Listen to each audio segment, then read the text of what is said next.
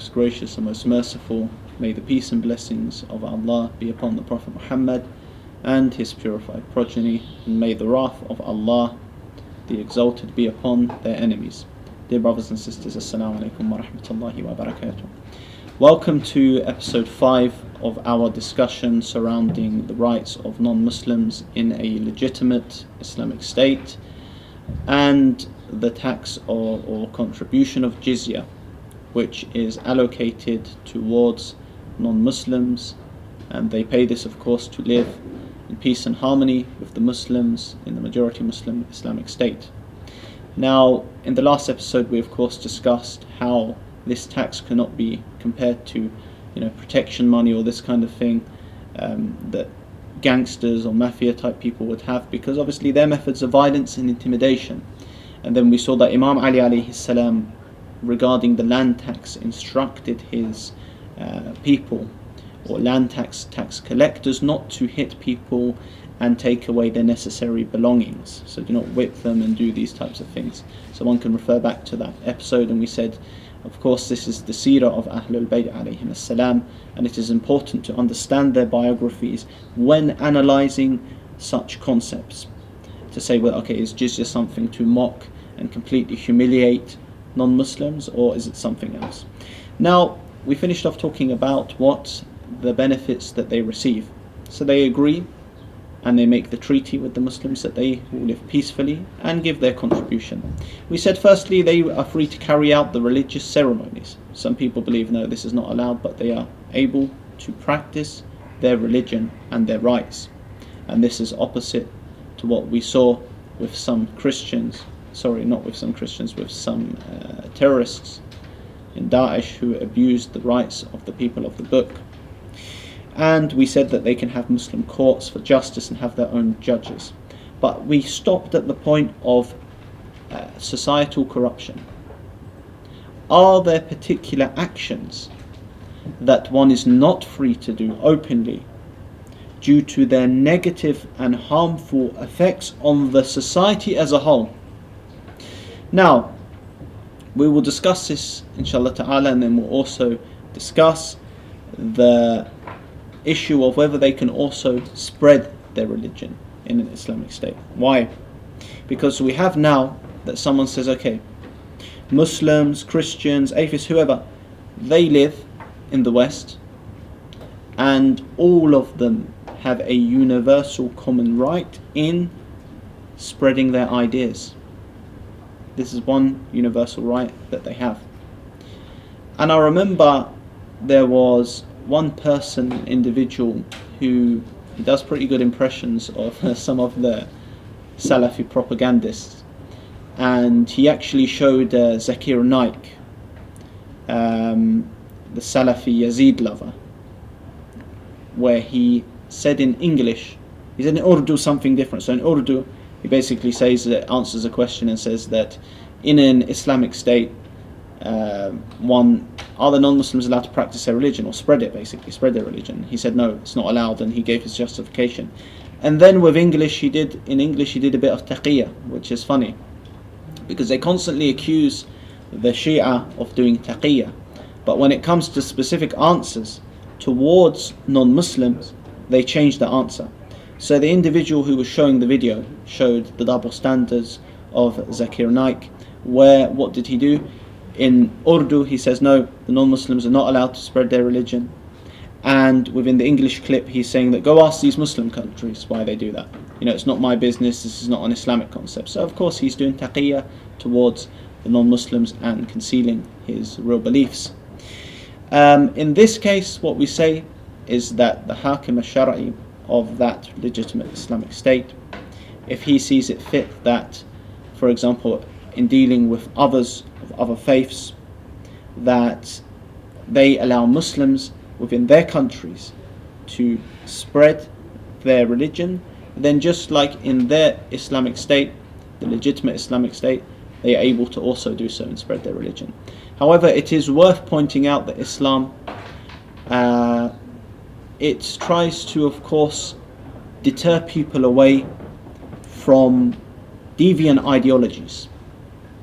Now, of course, the Trinity is a subject which is heavily discussed by Muslims and Christians, and the Muslims say that such a concept is not above the aql. No, it is against the aql. Allah Azza wa Jal, Allah, when we try to understand His greatness and truly comprehend Him, we can't, because He is above our intellects. But that's not with the Trinity. The Trinity is not a concept that is above the intellects, rather it is against the intellects, where all of them are free in one, and where they say that God died, etc. So Islam at the same time tries to prevent deviant ideas. But someone, he has his right to put forth ideas. Why? Because when we look at the seerah of the Imams alayhim as-salam, for example, we look at Imam Rida alayhi salam, the 8th Shia infallible Imam, we see that many people would come forth and discuss with him, whether they be Zoroastrians, atheists, Christians, Jews, or whatever. They would put forth their ideas and he would answer them, these ideas. The same in the time of Imam Sadiq alayhi salam, the same in the time of the Prophet Muhammad sallallahu alayhi wa sallam, same in the time of the Imam Ali alayhi salam. In all times, ideas were put forth, and these ideas were refuted, the wrong ideas of course, by the Imams, peace be upon them. So we clearly see what it is within the biography of the Prophet and Imams to listen to ideas being presented and to engage with these ideas. If it was the case that the person, he cannot spread his religious ideas, then there would be no debate, there would be no discussion. And of course the person who uses and utilizes his intellect in the correct way and does not cover his fitrah will realize that the most best way and the most superior and only way to truly follow Allah Azza wa Jal is to believe in Tawheed, the oneness of Allah, not the tajseem of the Salafiyah, of course, but they literally believe Allah sitting on the throne. No, the Tawheed of Ali Muhammad alayhi as-salam. So yeah, if the non-Muslims, they are allowing, for example, the Muslims to have mosques in their countries, then this leader of an Islamic state, he can say that of course we can allow this too. If they allow the Muslims to spread their religion, then they also have a right to bring forth their ideas, and this can be down to the maslahah of what the leader of the Islamic state sees as fit and sees as suitable. Now again, we come to the issue of what? So the Jews, Christians, Zoroastrians, they have freedom to practice their religious rights. One may come and say, okay, I want to drink alcohol. I want to be able to drink wine openly. I want to be able to even encourage others to do that. Does Islam allow this? The answer would be that in a majority Islamic state, a legitimate one, it would not be allowed. He says, what is this contradiction? You know, Muslims have they have freedom in the West to practice their practices, so why can't we fully practice ours when drinking? Now, the practices that the Muslims do in the West, they don't harm society. In fact, rather we can say that they benefit society. Why would something such as alcohol be forbidden openly? And what are the rules regarding that? Let's read what the Imams, peace be upon them, said in Al-Kafi, in the book of Hudud, the penalties. We come to a hadith, and this is volume 7 of course. We come to a hadith by, I believe, Imam Sadiq alayhi salam, and he speaks about the had for drinking wine, etc. And then it comes to the part of the Ahlul Dhimma, so the people under protection of the Islamic State. And he says, وَإِنَّمَا صُولِحَ أَهْلُ الذِّمَّةِ عَلَىٰ أَنْ يَشْرَبُوهَا فِي بُيُوتِهِمْ. So he says what? That it has been agreed, or it has been in the sulh, the treaty, that they are able to drink within their houses. Unfortunately, this was given a wrong translation here. This is why it's important to be able to check the translations and not just rely on English translations completely. where it says that it is correct for Ahlul Dhimma to drink in their homes. No, the Imam says وَإِنَّمَا صُولِحَ أَهْلُ الذِّمَّةِ عَلَى أَنْ يَشْرَبُوهَا فِي بُيُوتِهِمْ. That صُولِحَ إِنَّمَا صُولِحَ أَهْلُ الذِّمَّةِ. It's been agreed that they are able in their contract to, for example, drink in their homes. But the Imam saying this is not correct. So according to this hadith from the Imam, the Ahlul Dhimma, the people under the protection, are able to drink within their houses, but not in the society. Why? Are you taking away my personal freedom? I can't drink in the society. In Islam, one's personal freedom does not matter when this personal freedom will cause damage to other people, the whole of society. Within, for example, the UK, if one looks at how much money the NHS, so the National Health Service, spend and waste on alcohol related illnesses and problems that occur because of alcohol, they would be shocked. There's a lot of money that is wasted on this, because alcohol is something that affects the society. Alcohol is something that destroys families. Alcohol is something that causes fornication. Alcohol is something that contributes to women not knowing what they are doing and being raped. There are many negative effects of alcohol which I could discuss here, and which people who are fair, my brothers and sisters who are non-Muslims in humanity, would agree with me that has many negative effects. So the Imam in this hadith says what?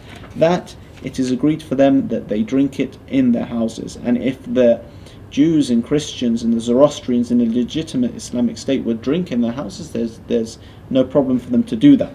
But if they would come out in the streets and openly promote alcohol and drinking, this is not tolerated. Why? It's not to oppress them, it's not to take away their rights, but we can prove religious wise, medical wise, that alcohol is something harmful for an individual and the society. And of course there is actually a recent study that has emerged saying that no amount of alcohol is healthy for someone. So this is an ongoing discussion. That is the philosophy behind that. We come to another hadith by Imam Baqir alayhi salam, the 5th Shia Imam, where he was also asked about, will the Ahlul Kitab, will the Ahlul Dhimma be punished for drinking alcohol? And he says, وَلَمْ يُعْرِضْ لَهُمْ إِذَا شَرِبُوهَا فِي مَنَازِلِهِمْ أَوْ كَنَائِسِهِمْ حَتَّى يَسِيرُوا بَيْنَ الْمُسْلِمِينَ. So Imam Baqir alayhi salam basically says that they will not have harsh treatment if they drink it in their houses and churches until they come to be between the Muslims. So if the people of the book are minding their own business and they are drinking within their houses, it's none of the business of the Muslims to get involved with that and for them to be punished, because the Muslim or the non-Muslim, if they would display drinking alcohol openly, of course there's a punishment for them. So obviously we're speaking theoretically, this doesn't apply now, but again, what do we say? We say that yes, when it comes to things which cause the damage, it's not allowed. So the Imams, Imam Sadiq alayhi salam and Imam Baqir alayhi salam, show that this act is something that is agreed with the Muslims that happens in their houses, but it does not mean that the Imams and the Ahlul Bayt alayhim salam sanctify or allow or encourage this act at all. And that, as I mentioned again, it is worth checking the translations, because it said that it is correct for them to drink in their houses. Rather, no, suliha should be translated as what? As it has been put in the sulh, it has been agreed, maybe in the agreement, that this can happen. So this is the two questions. Again, we have a recap. Are they able to discuss their religion, practice their religion in a legitimate Islamic state? The answer is yes, because there can be agreements between different countries where the Muslims have rights, and then to practice their religion, and the non-Muslims have rights in the Muslim countries. We said when it comes to open corruption which damages society, again, they may want to drink alcohol.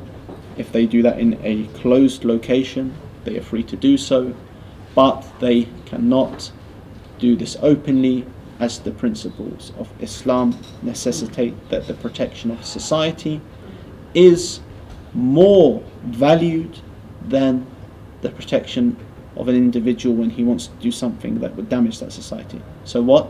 Everyone's individual rights are of course protected, but if he says that I want to drink openly in a legitimate Islamic state, this cannot be allowed due to the risk that it entails in bringing the society down. And it is the right of everyone to live peacefully and live a tranquil and healthy lifestyle without corruption. And I mentioned there's no point in discussing all the bad things that come with alcohol. So I believe we're running out of time, dear brothers and sisters. And inshallah ta'ala, in the next episode, what we will do is that we will look into the other rights that non-Muslims have within an Islamic state, and then we will remove onto Imam Sajjad in Risalatul Huquq and how he discussed the rights of the non-Muslims in an Islamic state and whether they have the full rights of the Muslims and their protection, etc. اللهم صل على محمد وعلى محمد وعجل فرجهم ولعن أعداءهم. بالله بمحمد بن علي بفاطمة بالحسن بالحسين بالأئمة الأطهار.